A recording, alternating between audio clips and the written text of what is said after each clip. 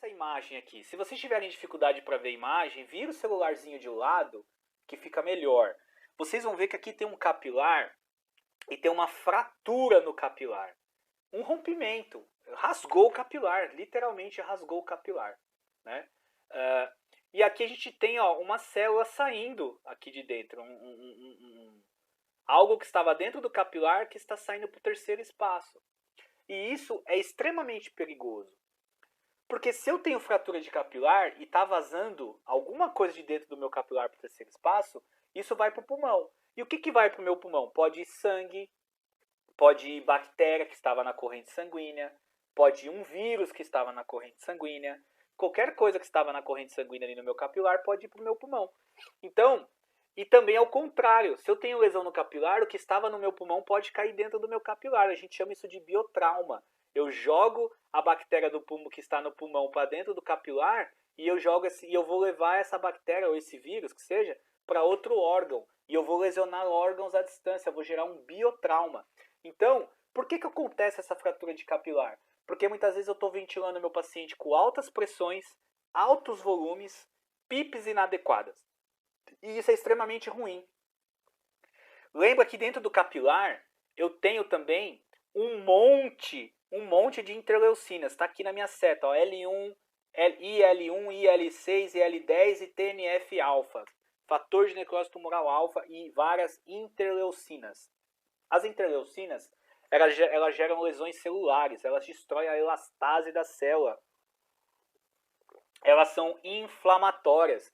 Então elas pioram o processo inflamatório do meu paciente. Então eu não posso e não devo promover esse tipo de lesão, tá? Então tem que tomar muito cuidado com a ventilação mecânica. Quando eu uso pressões muito altas, eu vou deixar aqui, eu vou colocar minha imagem aqui no meio para ficar mais fácil.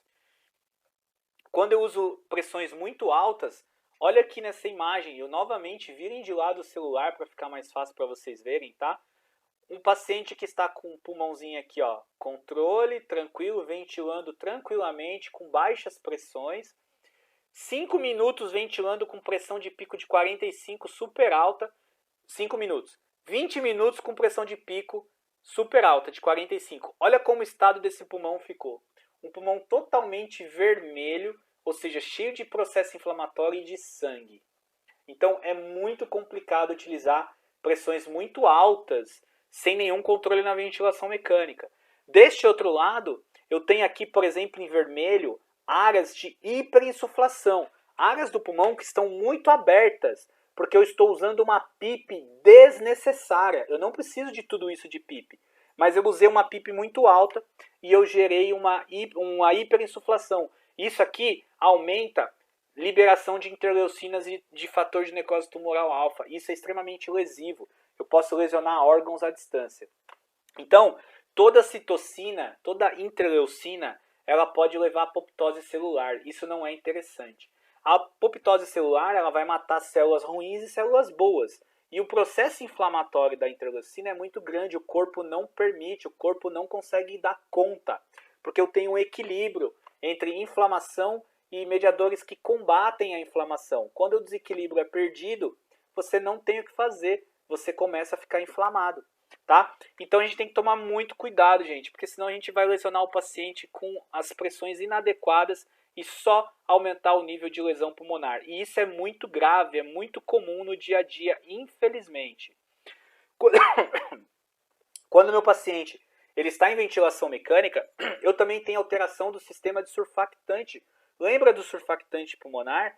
Qual que é a função do surfactante? É diminuir lá, manter o nosso alvéolo aberto, né? Porque a gente tem uma tensão superficial que tende a querer colabar o nosso pulmão, nossos alvéolos, né?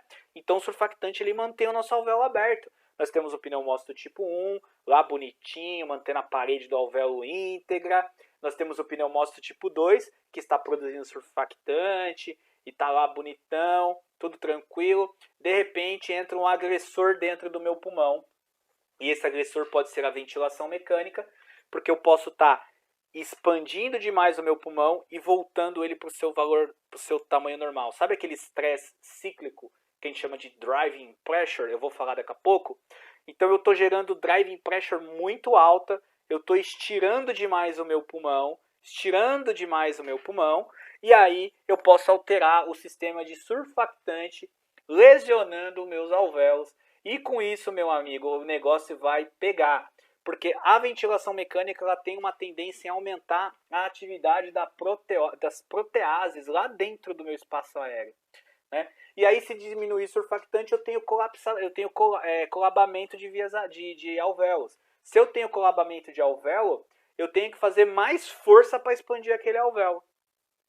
E aí eu tenho que expandir aquele alvéolo, manter ele aberto para começar a produzir surfactante de novo. E aí, meu amigo, você já lesionou o pulmão do paciente.